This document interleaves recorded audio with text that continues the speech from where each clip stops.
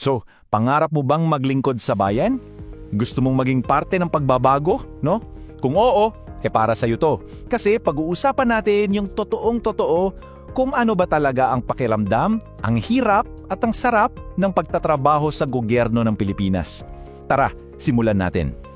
Isang magandang pribilehyo ang maglingkod sa bansa at sa mga mamamayan nito. Ang ganda pakinggan, di ba? Ito yung nasa puso ng marami sa atin kaya gustong pumasok sa public service. Dito talaga nagsisimula ang lahat. Sa pangarap, sa pag-asa. Pero ano ang nangyayari kapag yung pangarap na yan bumangga na sa pader ng realidad? Ayan, so you want to serve? The call of public service. Malamang nakikita mo yung mga problema sa komunidad nyo tapos napapaisip ka. Kaya kong gawing mas maayos yan o gusto kong tumulong. Yan mismo ang tawag ng serbisyo publiko. At sa pagtatalakay natin ito, bibigyan kita ng, a reality check.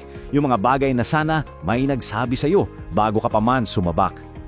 Okay, sige! Welcome to The Machine, Understanding the Bureaucracy. Ito na yung unang malaking katotohanan na sasalubong sa'yo, yung makina mismo, ang burokrasya, o sa mas sikat na tawag, red tape.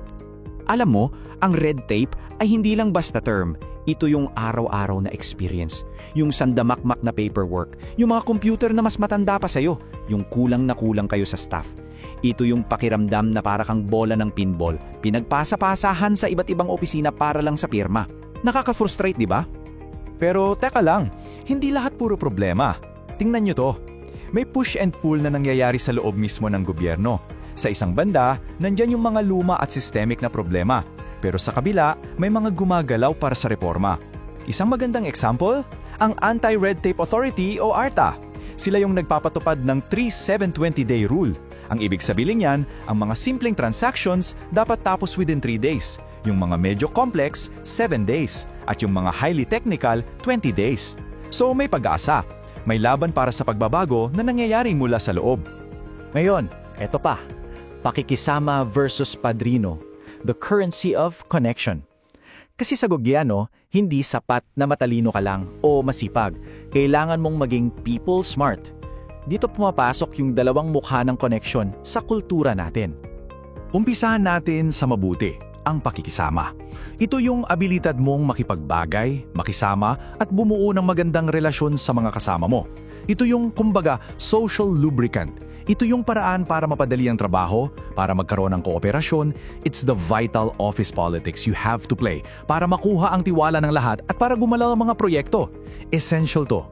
At eto naman, yung anino ng pakikisama, ang padrino system. Ito na yung dark side. Dito, hindi na mahalaga kung ano ang alam mo, kundi kung sino ang kilala mo, yung backer mo. Ito yung nagiging ugat ng korupsyon at favoritism at siya ring pumapatay sa moral ng mga empleyado na deserving pero walang padrino. Masakit to, pero ito yung realidad na kailangan ding labanan. Okay, pag-usapan naman natin ang pera, the real government paycheck, yung laging sinasabi ng marami, naku, maliit lang ang sahod sa gobyerno. Pero, totoo nga ba yan? Halika, buksan natin yung payslip at i-decode natin kung ano ba talaga ang laman yan. So yun na nga ang malaking tanong, mababa nga ba talaga ang sweldo sa gobyerno? Ang sagot ay hindi siya simple. Kasi kung basic salary lang ang titingnan mo, baka oo. Pero hindi lang yun ang buong kwento. At heto na ang sekreto ng hindi alam ng marami. Sa gobyerno, para sa mga permanenteng empleyado, para kang may 14th month pay. Ulitin ko, 14 na buwang sahod sa isang taon. Paano nangyayari yon? Tignan natin yung breakdown. Ito ang buong picture. Siyempre, may basic monthly salary ka. Pero hindi dyan nagtatapos. Pagdating ng Mayo, boom! May mid-year bonus ka, katumbas ng isang buwan na sahod. Pagdating ng Nobyembre, boomlet, may year-end bonus ka, isang buwan sahod na naman.